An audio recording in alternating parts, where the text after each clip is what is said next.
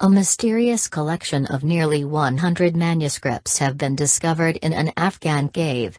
An analysis of the texts revealed that they were owned by a Jewish family that lived along the ancient Silk Road about 1,000 years ago. The manuscripts had been written in a plethora of languages, including Aramaic, Hebrew, Persian, Judeo-Arabic, and Judeo-Persian. The family that owned the manuscripts was headed by Abu bin Daniel from the northern Afghan city of Bamiyan. For many centuries, this area was famous for the giant Buddha statues, built in the 6th century, and tragically destroyed by the Taliban in 2001.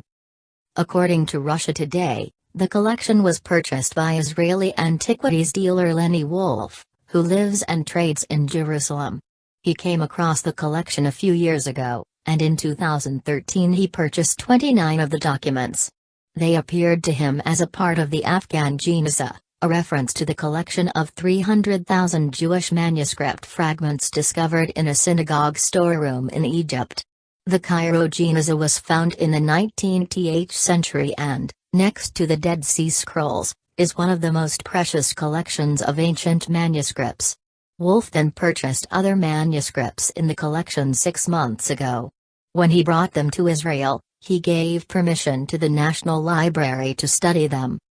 A geniza is a storage area in a Jewish synagogue or cemetery designated for the temporary storage of worn-out Hebrew language books and papers on religious topics prior to proper cemetery burial.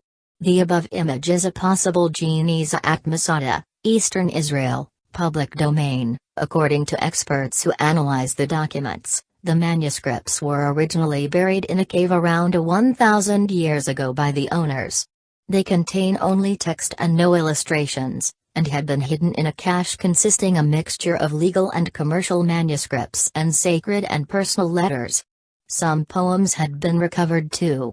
The researcher from the Hebrew University of Jerusalem, Ofer Haim, believes that the documents contain fascinating information, which allow the exploration of the lives of the Jewish community in Afghanistan of the time, such as how they lived, worked, and functioned as a family. According to Haaretz, one such letter translated by him shows how a man named Yair explained to family head Abu Nasser about why he wasn't returning to see his family in Bamiyan. "If I could have made a living in Bamiyan, it is true that I would have fulfilled your wishes. You know that in my occupation, if I am missing from the store for a day, on that day I will lose everything." In another letter, the same man states, "Eggplants were not yet in abundance and so I did not send any. They were very small. I will send some next week." One of the most important pieces of the collection seems to be a notebook which Abu Nasser used to keep track of all those who owed him money over several decades, with some not only owing money but also quantities of wheat or barley.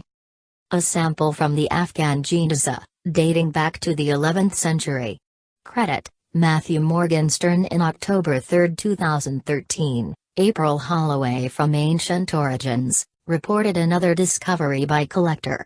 A rare Hebrew text containing an archaic form of Hebrew and dating back to the 9th century has been revealed by a collector of rare biblical artifacts, and it is believed to be the world's oldest Jewish prayer book.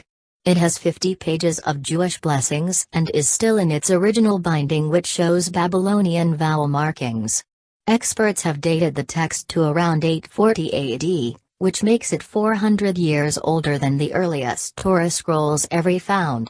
This could make it an important link between the time of the Dead Sea Scrolls and medieval Judaism. The inside of the book is divided into 6 sections that discuss topics including the end times and the Passover Seder. The first of these sections features a set of 100 Jewish blessings,